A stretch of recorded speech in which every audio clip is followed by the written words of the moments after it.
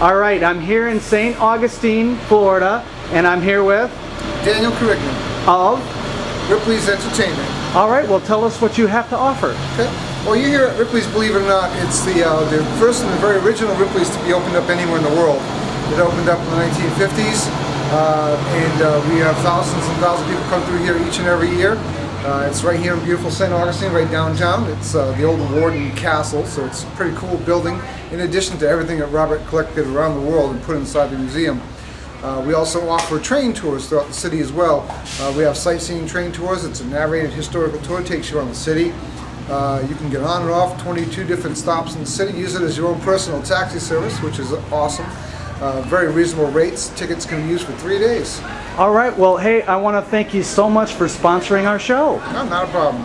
All right, this is the tour we're going to take. Here it is. 1899. It's called the Christopher Columbus II. And who am I speaking with? I'm Larry. Larry, how long have you been at this? About a year now. Okay, could you explain a little bit what we're going to be doing on this tour? Yeah, we take an hour and 20-minute guided tour around the city. It's a narrative tour. We make 22 stops around the city. It's about an 8-mile loop around 22 different locations. We point out all the historic landmarks and locations for all the people. They can step on and off the trains all they like. They make the 22 stops and visit those. Train run about every 15 minutes to stop. So it's wow, so people can just get off and then catch another train? Sure, this is the best way to get around the city. It's a lot easier than driving and walking. All right. Hey, thanks so much. Days a year. This is also where you can buy your tickets, step aboard the Ghost Train Adventure. It leaves here at 8 o'clock in the evenings. Just a true paranormal adventure.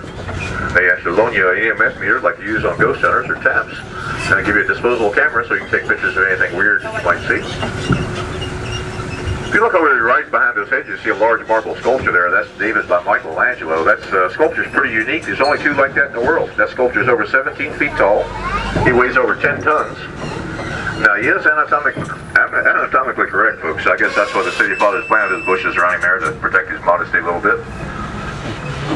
They were acquired by Robert Ripley in his travels to China. Ying and Ling are over 2,000 years old and are priceless.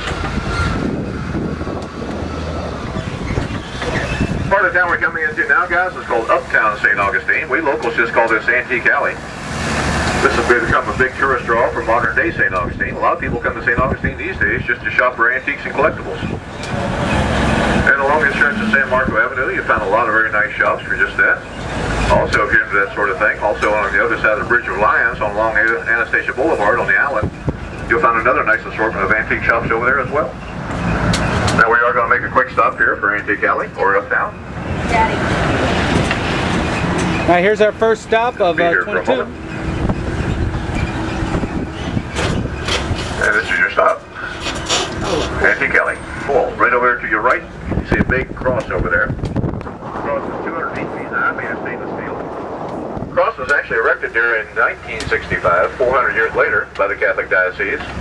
And it was put there to commemorate the beginnings of Christianity in the United States. The mission nominated here actually operated as a Catholic mission to the Timucua Indians for about 300 years.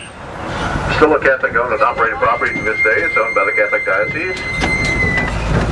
Over across the footbridge over there, you'll find the shrine to Our Lady of Alici, the shrine for expected mothers. Also on the right here, the Prince of Peace Catholic Church. That's the last building in St. Augustine that was built entirely of coquina. Now, like I say, folks, if you walk across that little footbridge, stand at the base of that cross over there, you'll be standing on the very piece of ground where Christianity started in the United States. Here's the mission grounds. That's live oak trees, been core tested and found to be over 600 years old. Most live oaks only live to be 200 or 300 years old, so that was pretty unusual.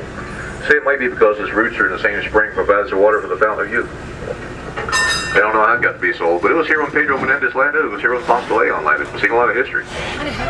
Why is it called the Old Senator? Well, we honestly have no idea. We've asked several people. Nobody really seems to have an answer for that.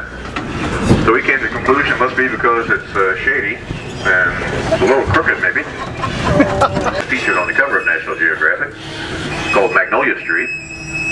But you won't see any magnolias on it. They were all killed off by the same big freeze that got the oranges back in the late 1800s.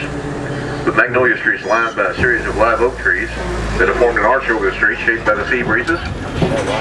The arch is all draped with Spanish moss, makes a nice pretty green tunnel here for Magnolia Street.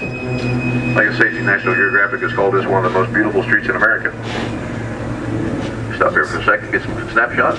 Can't block the street very long. Look at that. This is route to our next stop over here on your right, guys. Shells. Look at that. Archaeological Park on your right. Wow. Holy crap. Got a radio call, 1 second. Beautiful street. Look at that, folks. That gate is made out of seashells. Trippy. Look at the beautiful trees lining this street. Like I say, guys, this is a 15-acre park over here on the right. That's an ongoing archaeological dig. The Timacoa Indians occupied this area for about 3,000 years before the Spanish arrived. They've unearthed part of an Indian burial ground in there you can visit. There's a planetarium where you can see the stars the way they appeared on the night the Spanish arrived. Also, there's a big globe where you can trace the route they took. There's a nice little snack bar here, some of the best hot dogs and cold beverages from St. Augustine. What else? What else? Oh, Fountain of Youth. You can step right up, take you a drink of water from the Fountain of Youth. Second card. To be honest with you, the cold beverages here at the snack bar actually taste better, but it's good for you. It's mineral water. Solid white, absolutely gorgeous birds. Live cannon demo firing. Look at that, folks. Fountain of Youth.